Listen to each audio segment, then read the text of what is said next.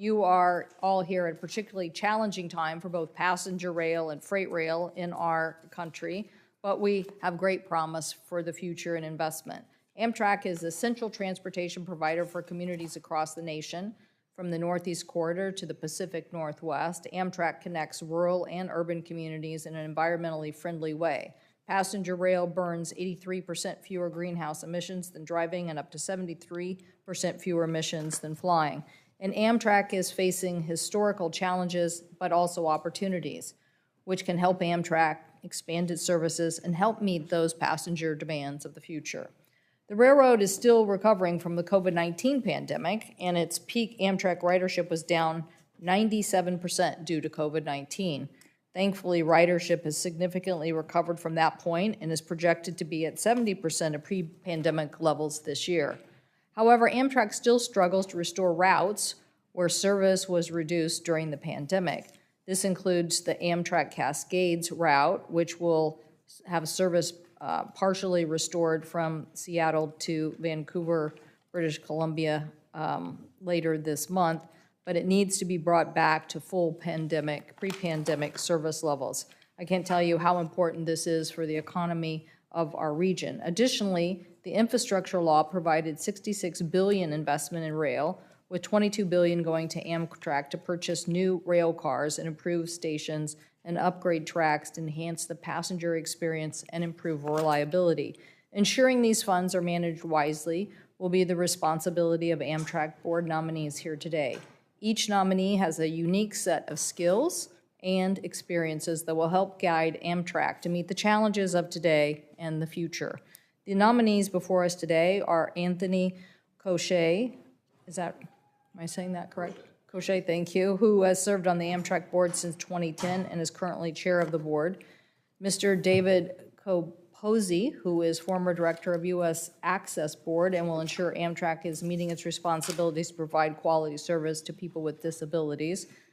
Mr. Chris Coos, who was nominated for this role last Congress and currently serves as mayor of Normal, Illinois, which is served by Amtrak's Cardinal route. And Mr. Samuel Latham, who was the first African-American to be elected to the president of the Delaware State AFL-CIO and currently serves on the board of the Delaware River Bay Authority, and Ms. Robert Weissman, who currently serves as the executive director of the Pennsylvania Housing Finance Agency. Lastly, Mr. Robert Primus has been renominated as the member of the Surface Transportation Board. This Surface Transportation Board provides critical roles in overseeing our freight rail industry, which is currently struggling with nationwide service issues caused by pandemic, issues of disruption, increased freight demand, and labor shortages. It is essential that our freight rail system become a resilient system able to meet the demands of today and the future. Freight shipments are expected to increase by 10% by 2030 and by 43% by 2050.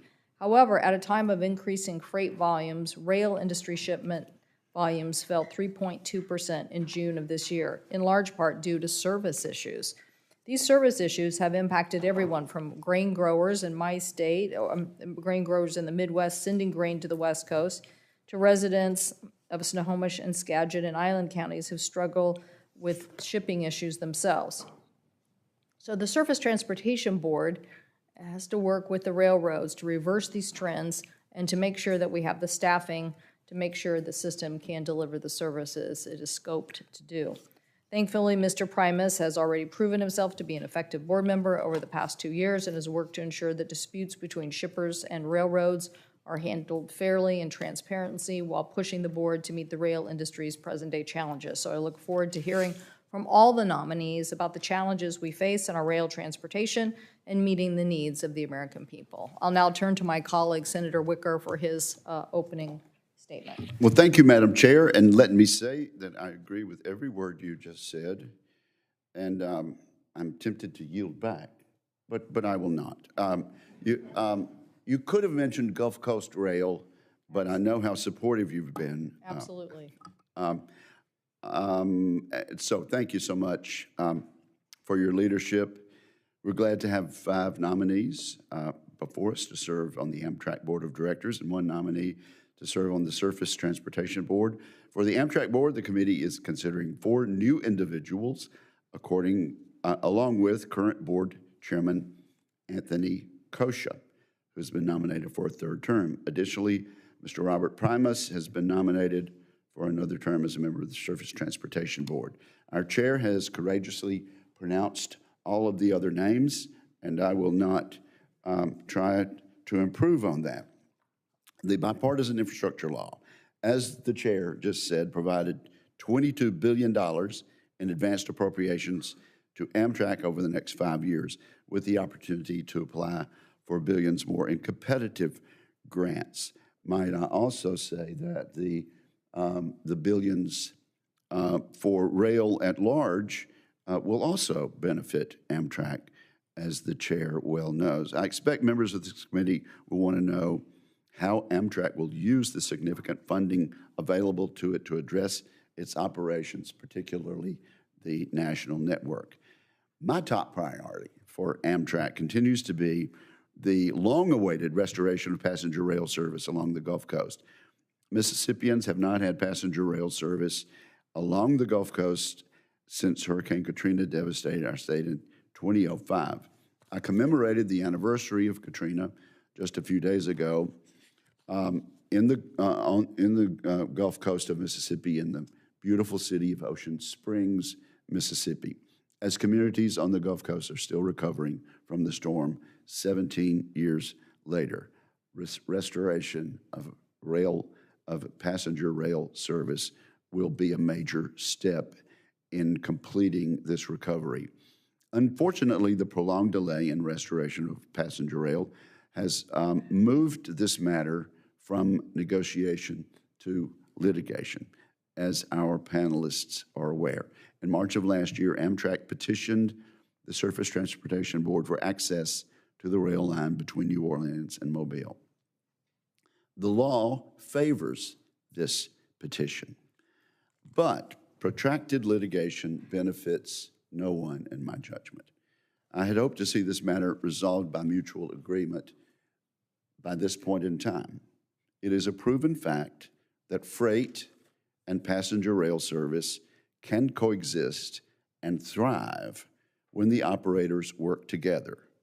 This has been the statutory model for 51 years. Additionally, when considering the historic levels of funding in the bipartisan infrastructure law available to Amtrak and the freight railroads, we are in a position to restart this service very soon, very soon. I want to hear from the nominees regarding their commitment to restoring passenger rail service along the Gulf Coast. The committee also has the chance today to discuss matters within the Surface Transportation Board's jurisdiction. The board has extensive authority to regulate railroad operations and business practices. In the past 2 years, the board has been notably active in pursuing several regulatory initiatives related to supply chain challenges, railroad mergers, and passenger rail service. In May, Chairman Oberman testified that the board has the authority it needs to conduct effective oversight in response to the present challenges facing the rail industry. I know Mr. Primus and his colleagues are hard at work to resolve several pending matters, including Amtrak's Gulf Coast petition, and I appreciate his and his colleagues' efforts. I thank each of the nominees today for their willingness to serve and for their testimony before the committee today. Thank you, Madam Chair. Thank you, Senator Wicker, and we'll now hear from our various nominees, starting with you, Mr. Capozzi. Thank you.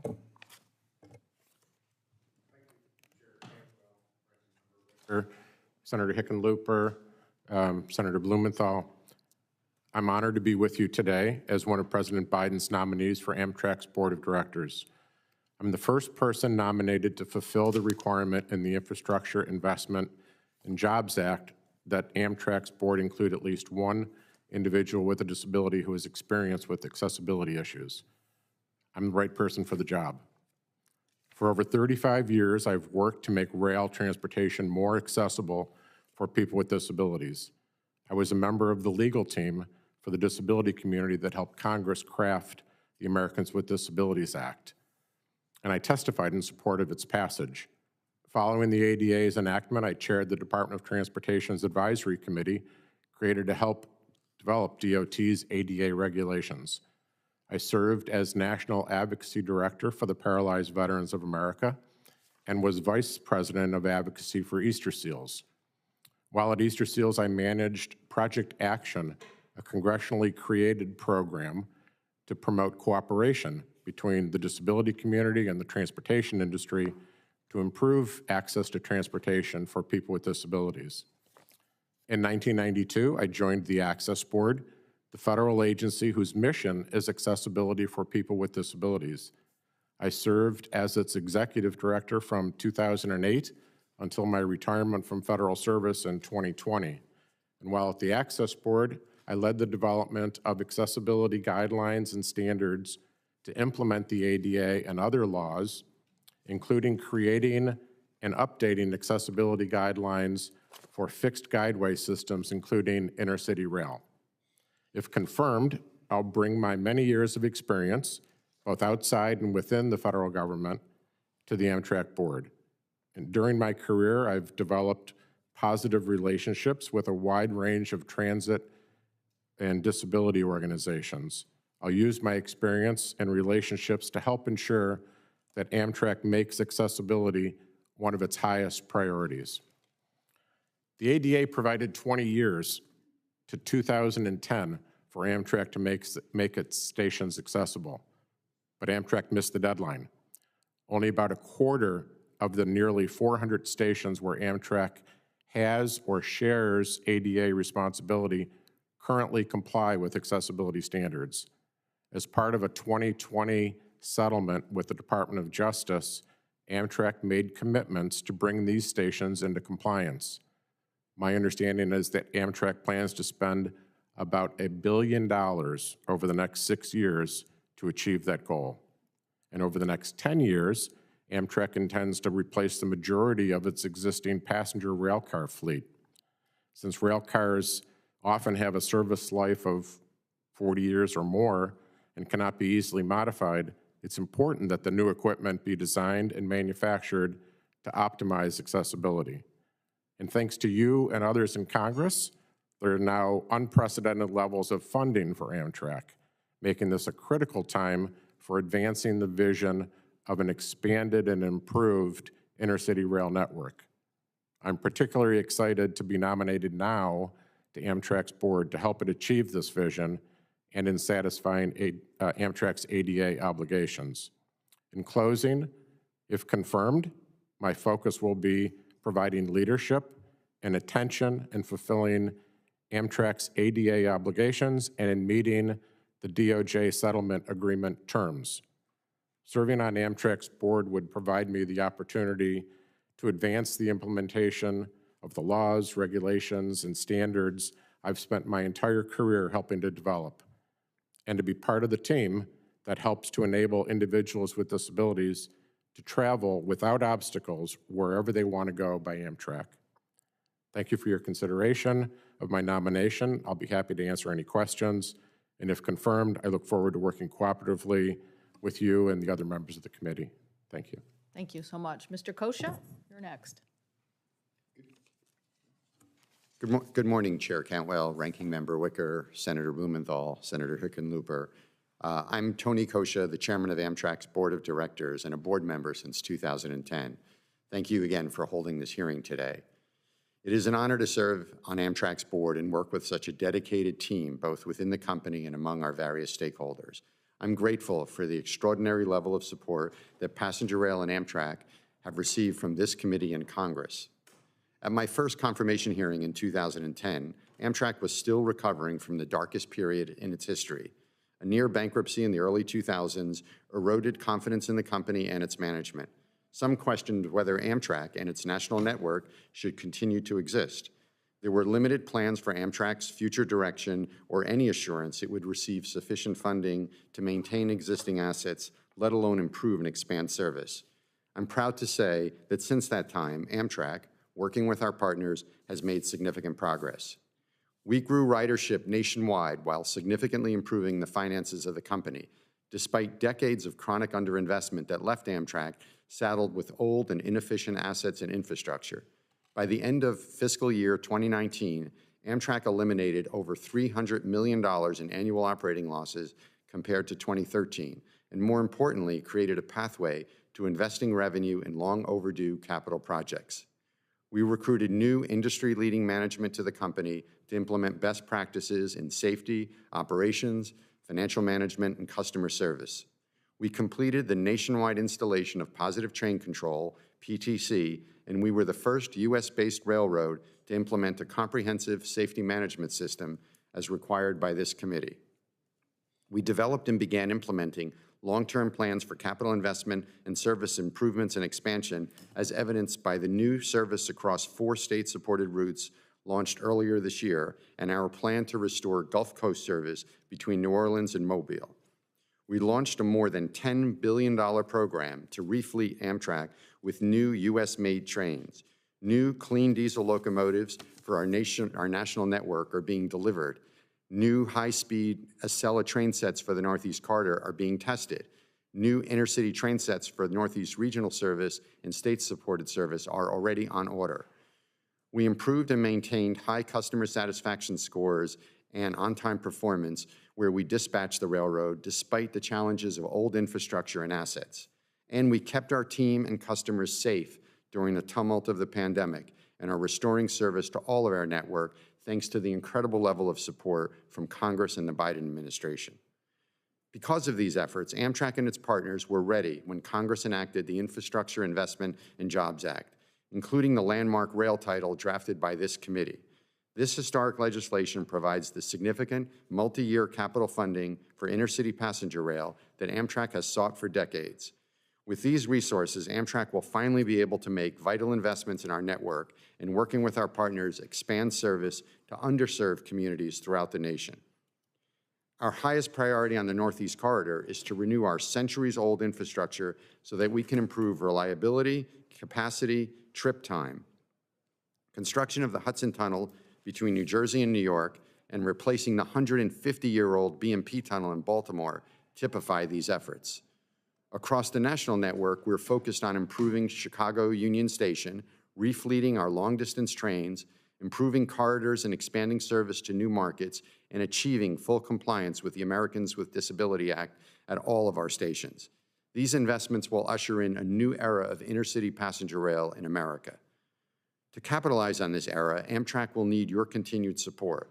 While the infrastructure bill's capital funding is a fantastic down payment, it will not be sufficient to overcome generations of underinvestment in passenger rail, nor will it fund our day-to-day operations, which relies on annual appropriations. We also face the challenge of rebuilding and growing a skilled workforce. While we hired over 2,800 new employees so far this fiscal year, we're seeking thousands more. Finally, poor on-time performance caused by some of our host railroads is a major and continuing challenge that threatens the viability of our system. Nonetheless, now is an exciting time to be involved with Amtrak. Our nation absolutely needs energy-efficient intercity passenger rail to reduce emissions and alleviate congestion. We all know that traveling by Amtrak is much greener than driving or flying, and highway traffic is already exceeding pre-pandemic levels in many places. Meanwhile, airports and airspaces are unable to accommodate even current travel demand. The case for expanding and improving Amtrak service is compelling. Amtrak is ready to deliver a new era of passenger rail. I'm proud of what we've accomplished since I joined the Amtrak board, and I welcome the opportunity to continue my service. Thank you for all of your support thus far, and I look forward to answering your questions. Thank you very much. Mr. Coos, welcome. Thank you very much. Is that right? Coos? Coos, yes, Thank you. that's it. Chairman Cantwell, Ranking Member Wicker, and members of this committee, thank you for the opportunity to testify before you today. I'm Chris Coos, the mayor of Normal, Illinois.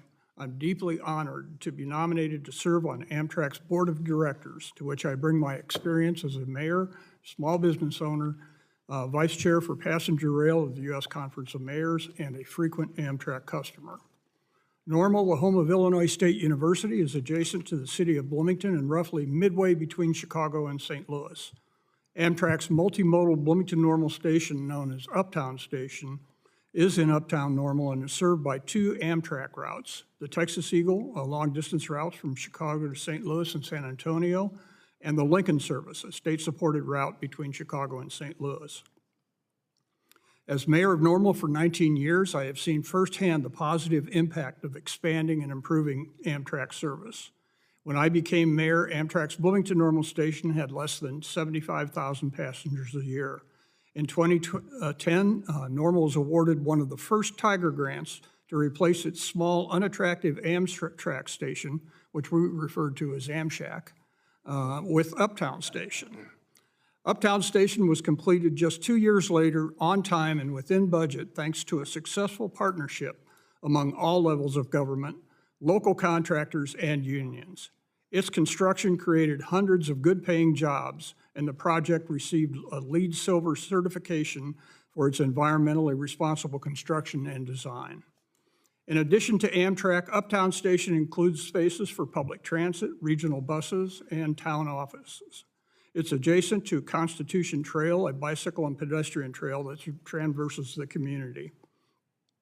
The station has been an incredible success. It is the busiest Amtrak station in Illinois after Chicago Union Station. Ridership has more than tripled since I became mayor to nearly 230,000 a year in pre-pandemic 2019. Private spin-off development spurred by Uptown Station, including housing, totaled $175 million. Today's Uptown Station is the anchor of a vibrant mixed-use downtown that includes a children's museum, 2 hotels, a conference center, and attractive public places, all easily accessible to residents of Chicago and St. Louis and many other places served by Amtrak.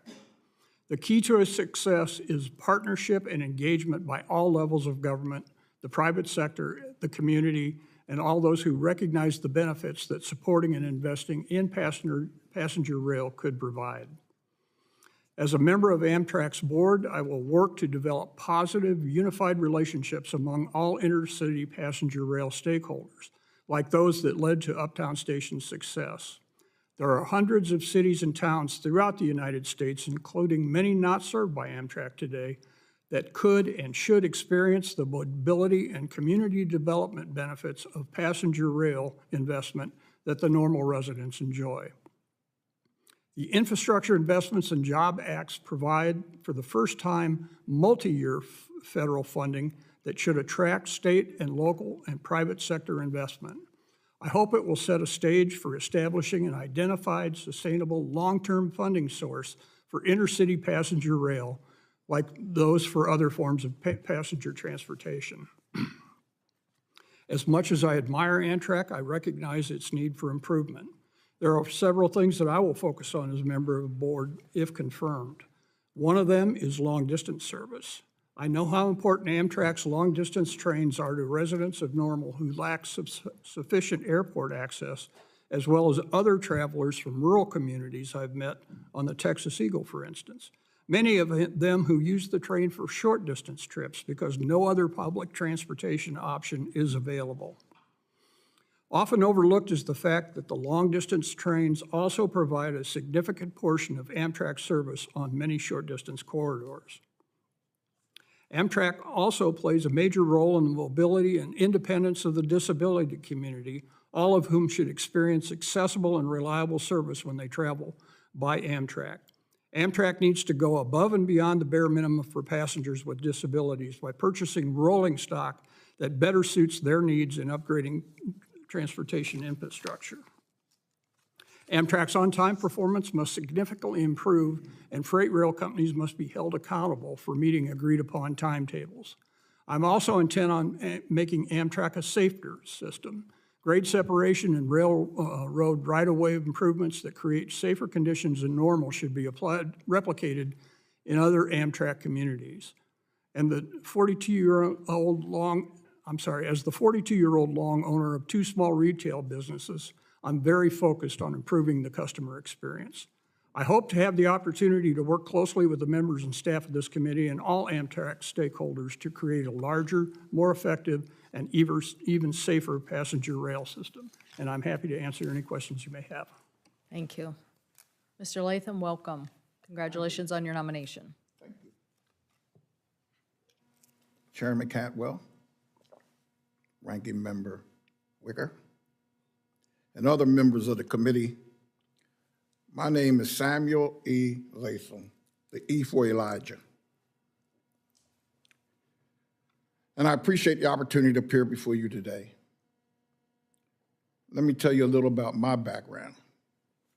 I began working at the Chrysler plant in Newark, Delaware in 1965. I served in numerous leadership positions as a member of the United Auto Workers and with the AFL-CIO, culminating in my election as president of the Delaware State AFL-CIO in 2003, as you noted, as the first African-American elected to that post. Also served as administrator for the UAW Chrysler Training Center at the Newark plant. I have decades of experience as a board member of governmental and quasi-governmental entities since 2001. I have been a commissioner of the Delaware River Bay Authority, or DRBA, and currently serves as vice chairman. The DRBA is a bi-state quasi-governmental operation, operates the Delaware Memorial Bridge, 3 airports, and the Cape May Lewis Ferry. I'm also a former board member of the Diamond State Port Corporation, a corporate entity of the state of Delaware that operates the Port of Wilmington. Like Amtrak, DRBA and Diamond State are governmentally credited entities with a public mission that engage in commercial transportation activities that generate much of their funding. The Cape May Lewis Ferry carries over 700,000 passengers a year and is an essential service for many of its passengers. My involvement with public transportation through the ferry is one of the things that made me interested in serving on this Amtrak board. I have extensive experience in the nonprofit sector as a board member of numerous charitable, educational, labor, and citizen organizations. These organizations include Junior Achievement, the Metropolitan Wilmington Urban League, the United Way of Delaware, and my proudest 4-H Foundation Committee. I formerly chaired the Delaware Advisory Council on Career and they changed it from vocational technical education. I'm also an ordained Baptist preacher and serve as associate minister at Cornerstone Fellowship Baptist Church in Wilmington. Honorary past Grand Master, Prince Hall, Lodge, State, and Jurisdiction of Delaware. I know how important Amtrak is, not just to travelers, but to the communities where its employees work and live throughout the country. I live in Bear, Delaware, where one of Amtrak's 3 major equipment maintenance facilities is located. Amtrak service in rural areas is of particular interest to me. This may surprise some people, but outside of the Wilmington area, Delaware is predominantly a rural state. From my involvement in statewide organizations, I know many people who live in rural parts of Delaware who do not have access to Amtrak or other public transportation services they want and need. From my experience in transportation and labor organizations and many years of service on a wide variety of boards, I would bring a unique perspective to Amtrak's board if confirmed.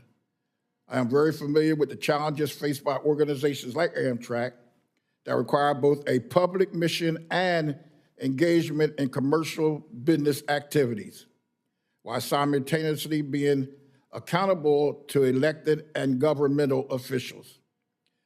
As a union official and a board member of organizations with agreement-covered workforces, I have worked on both sides of labor management issues. 21 years of service on a bi-state board gives me experience in dealing with multiple governmental jurisdictions that sometimes support different objectives. I've learned how to work with people with different views and perspectives, and the importance of seeking compromise that produce a win-win for both sides. I believe my experience in vocational education and training is particularly relevant because of Amtrak's biggest challenges will be finding and training large numbers of workers to construct projects funded by last year's infrastructure bill. I'm interested in looking into Amtrak's current efforts to recruit from historically Black colleges and universities, something I know the ranking member and others of this committee care about deeply. I thank you for your time, and if confirmed, look forward to serving on Amtrak's board. Thank you, Madam Chairman. Thank you, Mr. Latham. Ms. Wiseman, welcome. Thank you so much. Good morning, Chair Cantwell, Ranking Member Wicker, Senator Moran, Senator Blumenthal, and Senator Hickenlooper, and other members of the committee. I'm very pleased to be with you today to explain why I hope to serve on Amtrak's Board of Directors and the contributions I can make. My background as a lawyer by training and over many years in finance and infrastructure investment is not unusual for a prospective board member. However, while I have considerable board experience, what makes me particularly well-suited for the Amtrak board is my unique background and experience in both the private and public sectors. I view myself as a purpose-driven professional who is dedicated to public service. I was a founding principal and president of the first women-owned investment banking firm on Wall Street, served as chairman of the board of a mutual fund, and held positions at major investment and securities firms. I've also served as state treasurer of the Commonwealth of Pennsylvania, where I was custodian for more than $120 billion in public assets, and as Pennsylvania's Secretary of Banking and Securities. Additionally, I have held appointed positions on numerous federal and state boards responsible for financial oversight, securities regulation, and economic development. I currently serve as Executive Director and CEO of the Pennsylvania Housing Finance Agency, where I manage operations and direct initiatives that promote development of affordable housing and provide financing for homeownership. In that position, and many of the other public sector roles over the years, I have used my extensive experience in bringing together public and private entities on projects intended to achieve public goals, ultimately seeking to produce a return on the private investment while working with elected officials of both parties. As a resident of the Philadelphia area who has spent many years working on Wall Street and for Pennsylvania's state government, I have been a frequent Amtrak passenger for many decades. However, I've also spent considerable time working in other parts of the country where passenger rail service was negligible and cars and sometimes planes were the only option for intercity travel. I appreciate what Amtrak service does for the Northeast, but also what it could do in other regions of the country if it received adequate, assured multi-year funding that would allow it to make major investments. The large increase in funding that last year's Infrastructure Investment and Jobs Act will provide for Amtrak over the next 5 years is an important first step in that direction. From my experience in infrastructure finance and in the administration of public funds and projects, I am aware that a large infusion of funding creates accounting, financial, and project management challenges for any organization.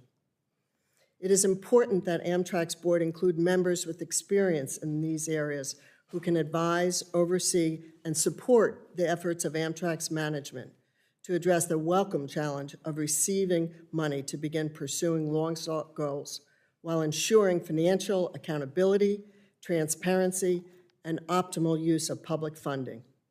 I can provide that expertise.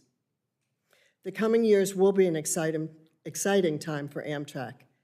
If confirmed, I welcome the opportunity to serve on its board at a particularly relevant time for someone with my experience and background, and I'll be happy to answer any questions you may have. Thank you, Ms. Wiseman. Mr. Primus, welcome. If anybody you want to introduce, please do so. Thank you, Chairman Cantwell. Ranking Member Wicker, distinguished members of the committee, good morning. I echo my fellow nominees in thanking you for the opportunity to appear before you today. The committee has been provided with a copy of my written statement, and in the interest of time, I'll keep my remarks very brief. I remain humbled and extremely grateful to this committee for its support of my 2020 nomination and subsequent confirmation to become a member of the Surface Transportation Board.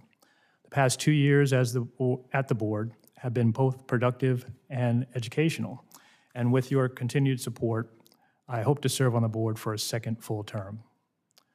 At this time, as the chairman noted, I would like to recognize the presence of some very special people who, due to the COVID-19 pandemic, were not able to be with me during that 2020 hearing. They are my strongest supporters.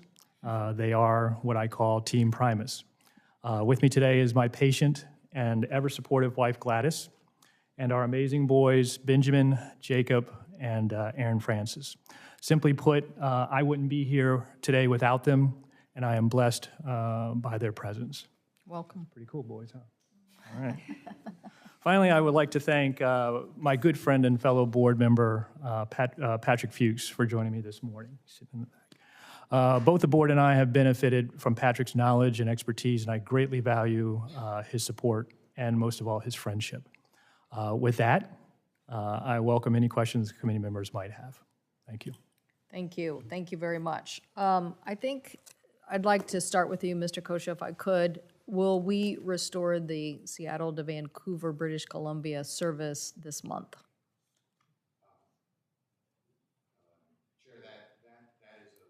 Distinct possibility, although there are some sort of final arrangements that need to be made in order for that to happen. Certainly, our expectation is that by the end of the year that would happen, but we are working very, very hard at trying to make that date sooner as possible.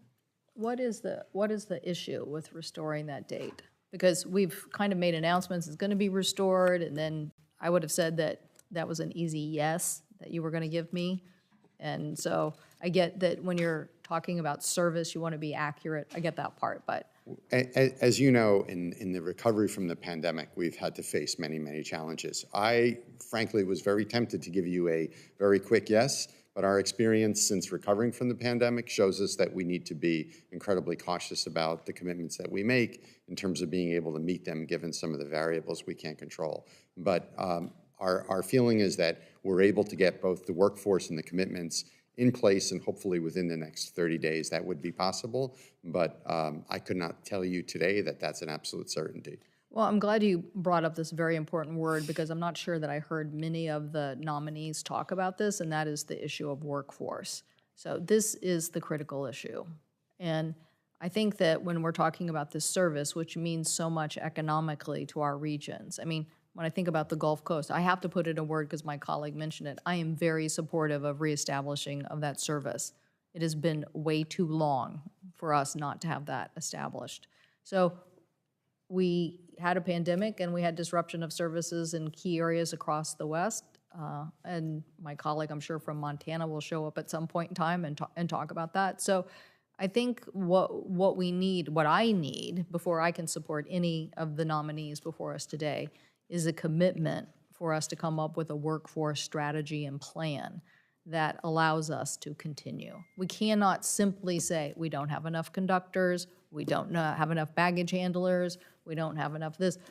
The public believes they survived the pandemic, so now they want to see the services restored. And we all have workforce issues. Everybody in America has workforce issues.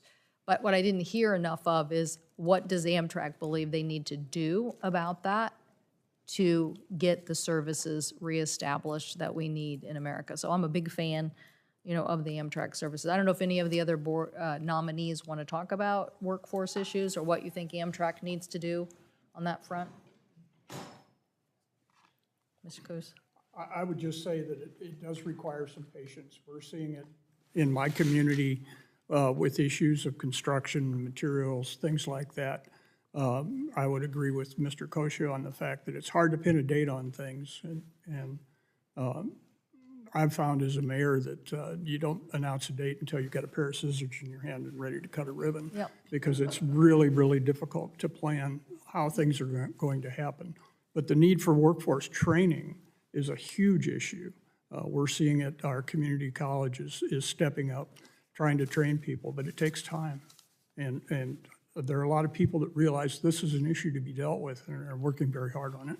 Well, I'm very serious about this because I saw the disruption of the service and had to press Amtrak on it as it related to Montana. And what was it about? It was about conductors. And then what was it about? It was about getting a schedule of conductors and making it work. And now if we're saying we are delaying the Seattle to Vancouver service again because of not having baggage handlers on the Canadian side, these are all problems that affect the public. This is, I guess I just want to say, we're not messing around here. We're not messing around here when it comes to the reestablishing these services. So I hope that the nominees will give a lot of thought to what are we going to do to make sure that we have a workforce to deliver these services and get about this task of expansion. If I could, yes, Senator, go I'm ahead, sorry to yes. interrupt you. If I can just expand on the Yes, comment you please. just made, because I think there's two things that I wanted to point out. One is that you make an absolutely excellent point about the fact that in order to recruit the people we need to operate these services, we've got to think way outside the box from what we normally did. And we are doing that. And I say this to sort of respond to your need for and a commitment, certainly from me, and I think others would share this, that we are doing things that we've never done as a company before in terms of the recruiting process, going right down to the idea of working with different unions to create apprenticeship programs. We've done job fairs in a host of cities around the country, and it has created great results. As I mentioned in my testimony, we've already hired 2,800 people since the beginning of this fiscal year. Our target number is 4,000, and we think we're well on the way toward bringing a lot more people into it. And to sort of get back to that, the reason why I was being cautious about my response in connection with sort of restarting the cascades is that our start date, that is literally in the information that we circulate among ourselves, is to begin one frequency on September 26th. Now, I know, because I'm ultimately responsible as the chair, that we will meet that date, and we will do everything that is humanly possible to do that. But I also know that, we have had disruptions in the past, but you should rest assured that we are committed to a very aggressive recruitment program that we think has already shown very positive results, and that we're committed to restoring the Cascade service and expect that by the 26th, at least one frequency will be back in service. Thank you. Thank you. Senator Wicker. Thank you very much. Well, I really appreciated the testimony today. I appreciate Mr. Capozzi talking about the need for improving access to people with disabilities. Reverend Latham, you're absolutely right. I'm very, very interested in better recruiting and more successful recruiting from the HBCUs. So thank you very much. It should surprise no one that I really want to talk about Gulf Coast Rail. And Mr. Primus and Mr. Fuchs in the audience, thank you for allowing me to testify before the STB. There have been hearings, 11-day evidentiary hearing. And then in May, STB members expressed disappointment with the level of detail and analysis offered and gave the parties additional discovery time. Do you have better information and better detail now? Do you have what you need, Mr. Primus? The simple answer in my mind is I hope so. I mean, we are still evaluating the information that was just presented to us very recently. And in my mind, honestly, I understand the frustration in the delay of even our decision, and we are working expeditiously to try and get to that conclusion. I think in terms of asking for this additional information, we needed to be sure what was being presented on both sides really, rose to the level that was acceptable and meritorious that we could review. I mean, and that's why we're at the point now. Okay, I may intrude on my time, but I usually don't do that, Madam Chair. There's been an STB-ordered mediation. I understand that's going to be extended. Is that correct? All the parties asked for the mediation. So before there was objection, but all parties asked for mediation, and so. And I wonder how long that period will be extended. I believe 30 days. Okay, and do you, I'm treading a fine line here, and I do not want to get into how you will decide on this issue. So that's for the board to decide. But do you think there's good progress being made? Do you have any inside information about that, or is that being done completely outside of the hearing and information of the members of the board? You know, Ranking Member Wicker, I wish I could give you the answer I'd like to give you, but I hear the bell ringing from my general counsel a few blocks away that, you know, Right. I'm not allowed to comment on the progression. Okay, well, then I guess where we're going. I mean, and again, I don't mean to interrupt. I know, you know, how important it is to you, because it's important to the members of the board to see this issue through. And so what I can assure you is that we are working as hard as we can and as expeditiously as we can to come to a conclusion. Okay. Now, let me shift then to Chairman Kosha. There are sort of two schools of thought that might occur to advocates for Gulf Coast Rail and for the larger issue. One would be to see the litigation out, which would involve not coming to an agreement, but trying to get everything you possibly can under the law as you understand it. That would then undoubtedly be appealed, go to court. In the meantime, we would still be without rail service, Alabama, Mississippi, and Louisiana. The other would be to make sure there is a reasonable settlement that gets the public what they need, but leaving longer-term precedent issues to be fought over at another time, at another day, on another route. So would you comment about that? And I think you realize probably from my question which solution I would prefer. Yeah, I would say this. Amtrak's mission in many ways is actually very simple. We're in the mobility business. We're supposed to get people from one point to another point. We're supposed to do it safely, efficiently, and hopefully affordably.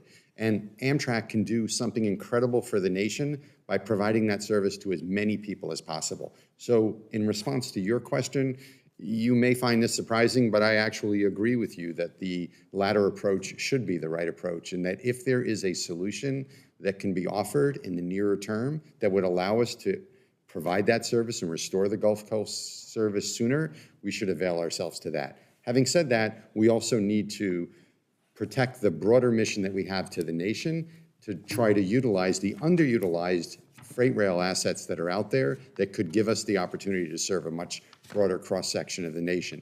It is interesting to point out, and you may have heard this before, but the United States actually has a much greater amount of rail infrastructure measured by miles than even countries like China and most European countries, and people would think the opposite. We just don't use it fully enough. And so in many ways, the Gulf Coast issue is very much about utilizing an asset that we already own, we can put into service, and it can improve the quality of lives of people today. So yes, if there is an opportunity to bring the dispute over Gulf Coast service restoration to a head, I would certainly be very much in favor of doing it, even if it left additional issues to be resolved at a later point. If my friend and chair would indulge me, it is a fact, is it not, that this has been the statutory model for 51 years, and that the Congress, in its wisdom, decided well before the chair and I got here to relieve the freights from their obligation to carry passenger rail, and instead to have this balance where Amtrak was entitled to use the freight rail lines under the jurisdiction of the STB and the statutory law. Well, Ranking Member, all I can tell you is that I have been a lawyer for almost 40 years, and I've been blessed during that career to work on some fairly interesting and novel topics. I don't, for the life of me, understand how our preference rights have been so easily not observed by some of the host freight railroads. So I think that this issue of restoring Gulf Coast is really about adherence to a preference right that exists, in my mind, clearly in the law, and that was intended, as you accurately point out, to relieve the freight railroads of a costly obligation to carry passengers, because that mobility service was something that the federal government felt was important to maintain. And so therefore it took on that responsibility itself, but made it a condition of relieving them of that financial responsibility to provide that preference. And to Is the mediation going well? I haven't been a direct party to the mediation, but I would tell you that we are certainly doing everything in our power to try to move people by train and not argue over the law, because that is far more important to us. Thank you very much. Thank you. I think since I don't see the other members on the screen, Senator Peters or Senator Tester, Senator Blumenthal is next. Thanks, Madam Chair. Thank you all for your service.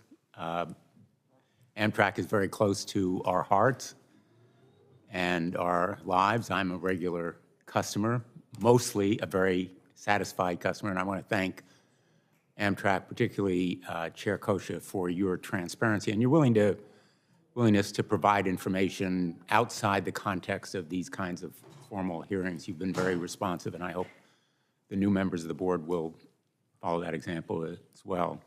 And I want to take the opportunity on this Labor Day week to thank all of the existing employees of Amtrak. I rely on them literally every week that I return to my home state of Connecticut when I am able to take Amtrak, and particularly during this time of pandemic, they've reported for duty. They've been on the job despite the threats to their own health and safety, and I am very gratified that you're working with unions and others in seeking to increase the numbers. A daunting challenge given the numbers, several thousand, I think you said, when other employers all around the Northeast and the country are looking for workers and finding them in short supply, particularly with the skills that you're seeking. I want to focus on the capital investments that are necessary, because as you pointed out, Amtrak emerged from a very dark period when those investment needs were ignored, and we should never allow our rails to deteriorate in the way that they did.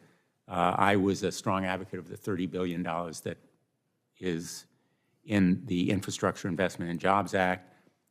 Last month, the Federal Railroad Administration announced more than $85 million in funding for Connecticut, including $65.2 million to replace the Connecticut River Bridge between Old Saybrook and Old Lyme, another $20 million to replace power substations in Greenwich and New Haven, and we've talked over the years about the Walk Bridge.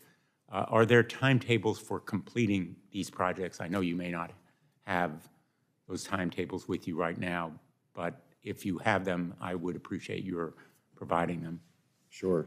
Senator, we can follow up by giving you a very specific schedule for the design and construction component of the projects you mentioned, in particular the Connecticut River Bridge. But it is our expectation to complete those projects in the 2025 range. So we are very far along in the work that we think is necessary to advance those projects. We have been working for quite a long period of time in terms of assessing and properly managing the infrastructure needs of Amtrak. What we've lacked are the resources to make those investments, and the bipartisan infrastructure bill, first time in a generation, gives us those resources. So projects like these that have been screaming for attention, we are very much sort of in a position to move very quickly on them. And so that is in our near-term package of projects that we believe by 2025 we would be able to undertake. And if you could provide those more precise projections, that would be welcome. You and I talked briefly earlier this week about ridership on Amtrak, and very encouragingly, you indicated that you are nearing the pre-pandemic levels I think you may have said 85% or something in that range, and the trajectory is going in the right direction, but that the demographics of the ridership have changed somewhat so that there's less business travel, more of other kinds of travel. Maybe you could expand on that for the record here. Sure, Senator.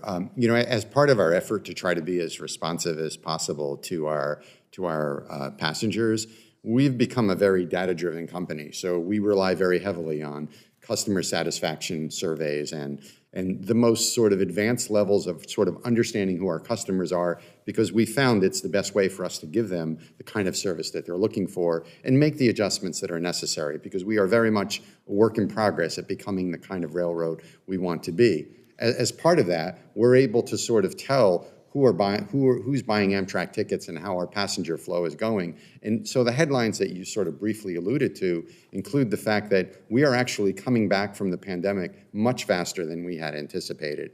And our most recent numbers show that we have breached the 80% mark of pre-pandemic level in ridership and closing in on 85%. And advanced booking is even more encouraging about what that involves. But an interesting component to that is that much of that increase in ridership from the pandemic lows has come from new riders, people who are discovering intercity passenger rail for the first time. The demographic is different in terms of age and composition in different parts of the country. People have decided that they're very interested in intercity passenger rail as a form of mobility, which gives us a great deal of optimism for this mode into the future, because those numbers have come back even though business travel has not really returned to anything near what pre-pandemic levels were. So we're excited about what the national rail system will look like and what it's capable of as the country further sort of recovers from its pandemic impact. I think that's a very encouraging vision for the future, and I would be very interested in the schedule for the clean diesel and high-speed Acela train sets that you've mentioned briefly in your testimony. You foresee them coming online quickly? I do. The clean diesel trains are already starting to be delivered. Our expectation is that, hopefully, Senator, by this time next year, we are planning to sort of have you experience riding a new Acela train on the Northeast Corridor. Obviously, we were impacted by the pandemic in the Acela replacement program because of shutdowns in factories and other things that have impacted it, but we are sort of now back on a very solid schedule and feel very optimistic about it. And as we mentioned, we're far along in other rail procurements that will impact and provide better service on Northeast Regional as well as our state-supported services. So $10 billion in refleeting Amtrak is long overdue, but I am positive that every single rider will feel the difference of new rolling stock that has been designed to meet the needs of what travelers look for today. Thank you. Thanks very much. Thank you, Chairman. Thank you, Senator Fisher. Thank you, Madam Chair. Thank you to all of our panelists today for being here. Mr. Primus, when considering regulatory proposals, do you believe the STB should prioritize policies that allow market participants to freely compete without STB action being taken? Short answer is yes. I believe they should. I believe that STB intervention should only be when it doesn't operate the way that it should. Currently, right now, considering all of the service interruptions, the network is not operating in a market-driven way. You see low service levels, and you're seeing higher rates for that service. There are many businesses, including those in your state, and we're hearing from your constituents, who are very concerned that the market isn't the way it should be, and that is why we have been considering a number of potential remedies to help the market come back into balance. We are seeing that, and I know that you have stated publicly that you prefer that railroads work things out with their customers rather than expecting you to solve all their problems. When you're looking at ways, to solve those problems, to look at dispute resolutions. What steps do you think the STB can take to encourage the shippers and their customers to be able to come together to do that? Senator, it's sort of like my kids behind me. I You always are darling, by the way. thank you. But I always tell them, when they get into arguments or disputes, I said, look, guys, it's up to you to settle those disputes because you don't want mom and dad to come and settle it for you. Because if you do, we will settle it in a fair and balanced way, but it's probably not the way that you intended. And I actually take that and bring that to the board as well. As I said, I want the railroads to sit down and talk to their customers, to your constituents, and to figure out ways to better operate and perform and provide that service that they deserve. I think the STB is here as, honestly, that backstop, that if that fails, it is our obligation and it is what Congress intended for the STB to do, to step in and resolve those issues and those disputes and those disruptions in a way that, again, brings fairness and balance back to the network. And I think that's what we do. Chairman Oberman, he recently stated, we don't have, fortunately, on the board the kind of polarization, tribalism that you see too much of in Washington. And he said he's determined to keep that from happening. Do you agree with him that it's important to keep that polarization in the background as much as possible on your board? And if so, have you seen any cases where it kind of has reared its head, and how do you handle that?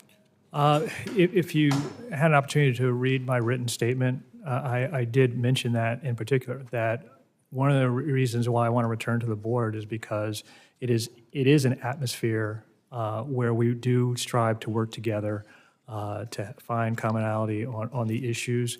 And at times, if we do disagree, we are never, ever disagreeable. And there is a mutual respect on the board right now. Patrick being in attendance with me this morning is only proof of his support. I've spoken to every board member this morning and who wished me luck. And I think, having that collegiality, having that willingness to rise above differences to find the goals. Sure, there'll be times when we don't agree, but I think in the most part, if you've looked at our decisions this year, I don't think we've had any decision where one member has disagreed. They've been unanimous decisions. I think that's proof that we do try to work together. Okay, thank you. Mayor Coos, is that correct? Correct. We have a Amtrak route through Nebraska. It doesn't get much attention, but it is there and it is used, and the people who use it enjoy that service. State-supported routes provide substantial revenue source for Amtrak's overall budget, and many of those state routes are key to future growth for Amtrak. As a board member, are you committed to working with state-supported rail partners? And if confirmed, will you work to improve transparency for Amtrak's cost allocations that are charged to the states? I would answer in the affirmative on both of those. Very definitely believe in the long-distance service, but the state-supported service is really the lifeblood of what's happening in Illinois, and it's been a very, very important mode of transportation for a lot of people. So those two entities working in tandem really flesh out the national system, and very supportive of both. Thank you very much. Thank you, Madam Chair. Yes, Senator Tester. Thank you, Madam Chair. I want to say it's good to be back in the committee room. I also want to thank you and Senator Wicker for getting CHIPS and Science Act across the finish line. That was a huge undertaking, and I just want to express my appreciation for both of you working together, because it was an important piece of legislation that I think is a winner for the American people. Let me ask you a question to all of you, and you can just signify by raising your hand. How many of you have been to Montana? Raise your hand. Good deal, Wicker. So I appreciate that, and you're all invited to come. Let the record reflect that none of them have, unfortunately, seen the great Treasure State. Congress has made some important investments in passenger train through the bipartisan infrastructure bill that we passed to provide reliable service across our nation. It's a priority. We've even made changes to the Amtrak board's makeup to make sure that it reflects Amtrak's network's diversity. So while I would say it is good to be back here in the committee, I must say that I am more than just a little bit frustrated by the lack of Amtrak board nominees before us that doesn't include any of the western states, and the fact that, Mr. Primus, you excluded, but the fact that none of you have been to a state of Montana to understand the size and the breadth and the depth and the length and the distance is a problem.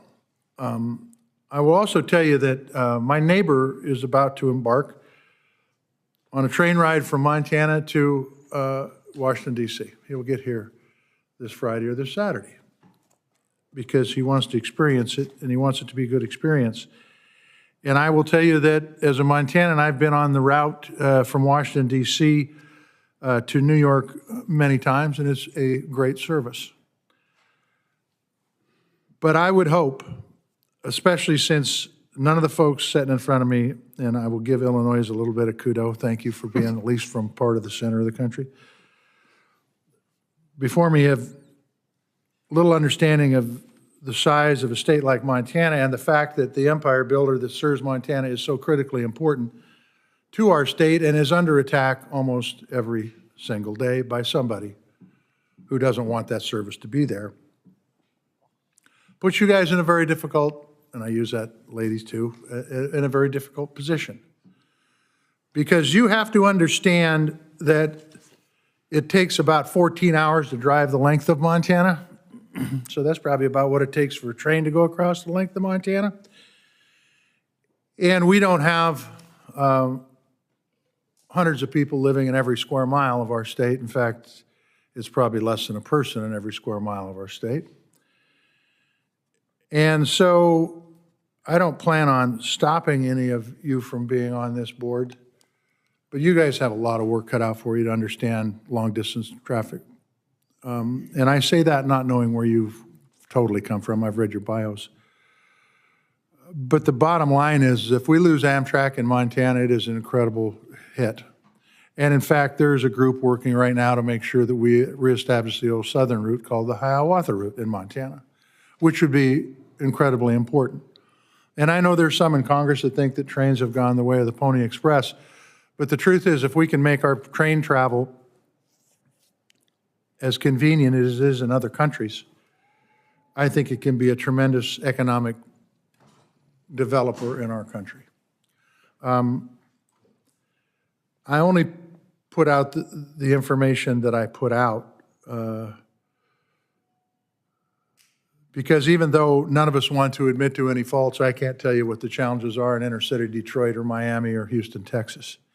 But I can tell you what the challenges are on a farm in Montana or a cattle ranch in Montana. And so it is going to be up to you guys to educate yourselves on the challenges of long-distance rail throughout this country, if we're going to keep it. And that's not to say that the Northeast Corridor isn't important. The Northeast Corridor is damn important, but it's only part of the system. So you guys have a lot of work to do because, as I said earlier, there are people every single day that want to shut down the rail service in this country. And if we're going to have good rail service, and especially in the West where distances are long between houses, we've got to have folks that are willing to stand up and fight from a position of knowledge. With that, I yield back. Thank you, Senator Tester. And I so appreciate your comments and remarks, and definitely hope that our witnesses and nominees here today get that message. We get the Northeast Corridor, and we're for it, but we have to have a bigger, more aggressive strategy, whether it's the South or the West, or got to implement the services. Senator Moran. Chairman, thank you. I'll join you and Chairman Tester, or I guess Chairman in my world, Chairman Tester, in his comments about these nominees and the importance of long-distance passenger service to the country.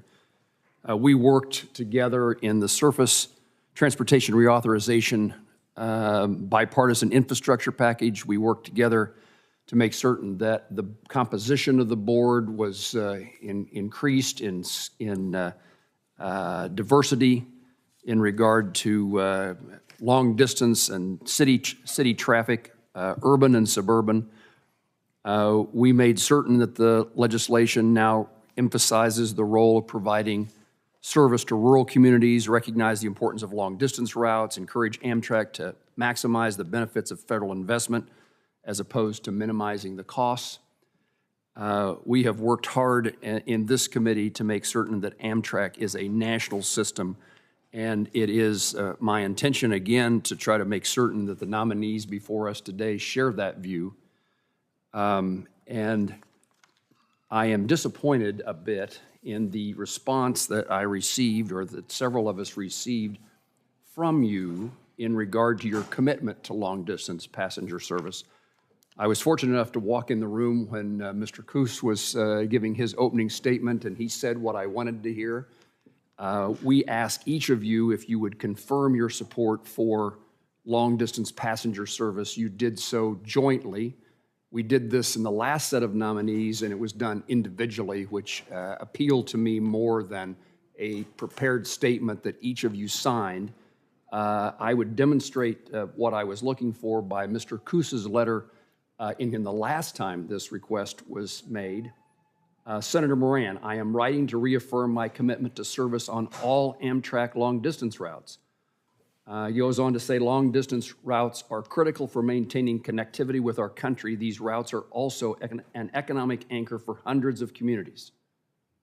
If confirmed to the Amtrak board, I will remain committed to restoring once-a-day service for long-distance routes affected by COVID-19 pandemic. We cannot maintain a fully functioning national network that only operates 3 days a week.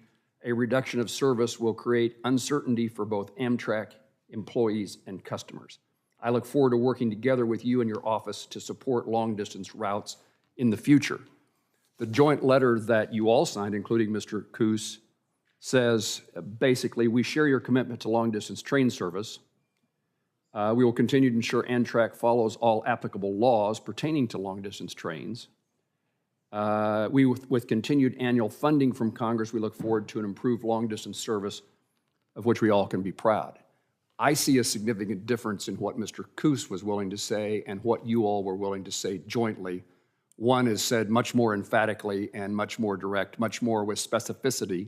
And so I would again ask you to explain to me individually, what is your commitment to long-distance service, including the Southwest Chief, which runs through many of our states? Mr. Capozzi? Sure. Thank you for the question, and I understand the importance of long-distance service, and I value all the train service that Amtrak provides, including long-distance service, the state-supported service in the Northeast Corridor, and I share your commitment to long-distance train service that's accessible to everybody. Thank you. Senator, let me begin by saying I wasn't aware of the distinction between Mr. Coos's statement the last time he was at this committee and what we submitted this time. I would not want you to sort of send me a pen across the way, but I would gladly sign on to verbatim the exact same statement. And so I don't need to sort of repeat it to show you the emphasis of it. But I'll also tell you that my experience as Amtrak has proven the absolute sort of importance of everything that you've just said. The Amtrak's mission is to preserve that national network. It is a treasure in the nation's transportation system, and the anchor of that treasure are those long-distance lines. They are the connective tissue that Amtrak is building the future of passenger rail from. When we talk about increased demand for state-supported services and other things, they all build off of that. Our experience in working with you on the Southwest Chief has been incredibly important to the company to sort of reaffirm its need to work with all its stakeholders to maintain the national network in its present form and to expand upon it. And that means to protect the existing long-distance lines and to look for ways to expand the ridership and opportunities that those afford us. So we are absolutely, with no hesitation, willing to make that commitment. Mr. Chairman, thank you. Perhaps I was overly skeptical in the position I occupy, but words matter to all of us. And I wanted to make sure that there was no parsing, no hesitation, no simply filling out a letter, signing a letter to satisfy my concerns and the concerns of many others on this committee and in Congress. And your statement is very helpful. Thank you. Mr. Coos, you do not need to speak further unless you feel compelled. Well, I would just say, I'd encourage people, an eye-opener for me was to take a map of the national system and take the long-distance routes off of that map and see what kind of system you have. It's quite a bit of an eye-opener. Being in a rural, central United States community, I totally understand the need for that long-distance system. I was awakened to the realization that not everyone shares that view when, at one point in time, Amtrak's position was that we should replace train passenger service with bus service from a point in Kansas to a point in New Mexico, and consider that as part of the national passenger rail service. Mr. Latham. Committed. Thank you. Ms. Weissman. Well, I want to say that I agree with my endorsement and support of it, and would also be happy to sign the letter that you referred to. From my professional background, I have seen most of the country and recognize that rail service is not only essential for our national transportation, but it's also an economic opportunity and an economic imperative. So I'm in full support of long-distance rail. Thank you. The chairwoman has her finger on the button. I would only follow up and conclude without asking a question. I'm very interested in what transpired in the fatal accident that occurred in Missouri on the Southwest Chief, and I would welcome any additional information that you all could provide. Thank you, Chairwoman. Thank you. Thank you. Senator Baldwin. Thank you, Madam Chair. Mr. Primus, I am happy to see you again today and commend you for your many years of public service, and I'm very pleased that you're willing to continue to serve on the Surface Transportation Board. I want to let you know that I appreciate the attention that you have paid to the letter I co-led with Senator Kramer, outlining our concerns about significant rail disruptions occurring throughout the U.S. freight rail network. These are continuing to impact farmers, manufacturers, and energy producers throughout Wisconsin and throughout the country. So I want to ask you, what more can the Surface Transportation Board do to improve service for shippers? And thank you very much for the question. It's good to see you as well. Senator, honestly, that's a very long answer, and I'll try to get to as many as I can. As I said before, we would hope that the railroads would have worked with their customers, the shipping community, to address some of these issues. It's clear because of some of the service levels we've seen over the last 18 months that in some instances it's not.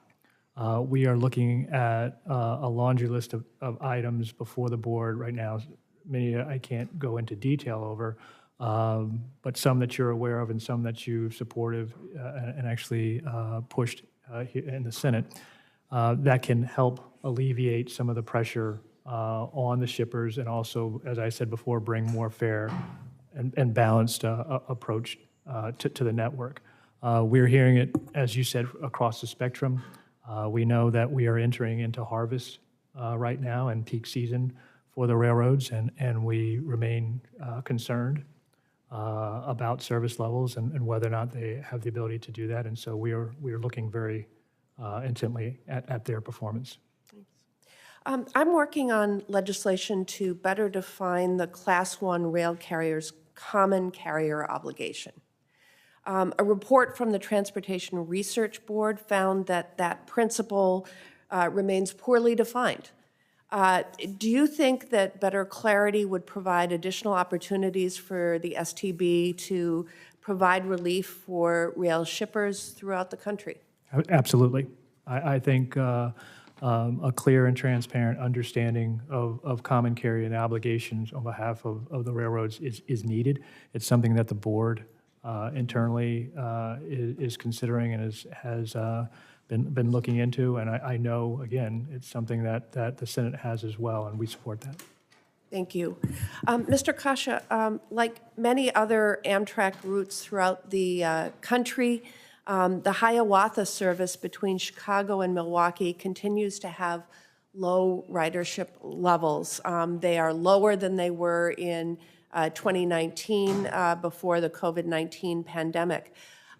Will you commit to working with our state, Wisconsin, to improve ridership to pre-COVID levels as quickly as possible? Yes, Senator, absolutely. We actually have a great deal of faith in what we think that service can do, and it is an example, actually, of where we think we can be effective. Okay, thank you. Can you also commit to working with the Wisconsin Department of Transportation as they work to finalize design work for the Twin Cities, Milwaukee, Chicago service that, and start that service as soon as possible? Yes, Senator. And again, a high priority to us, very much on our near-term sort of agenda to accomplish. Very good. Thank you. I yield back. Thank you. I don't know if we have any other members who are joining us. I know we had a couple people who signed on to ask questions remotely, so not sure if anybody is out there. We'll give them a minute or two. I did want to ask a follow-up question. This is a procedural question for the committee. It's really good faith effort in working together, but I'd like to ask each of you if you will agree to respond to requests from this committee, including appearing and testifying before the committee in a timely manner. Yes, absolutely. Yes. Yes. Yes. Yes. Okay, Mr. Coos nodded, but that's a yes, so very good, thank you. Well, that concludes our hearing this morning. I thank everybody for appearing today and for your willingness to serve. The senators on the committee will have until Monday, September 12th, the close of business, to submit questions on the record for the committee, and witnesses will have till Monday, September 19th, at the close of business to respond to those questions. So thank you all very much. That concludes our hearing. Thank you.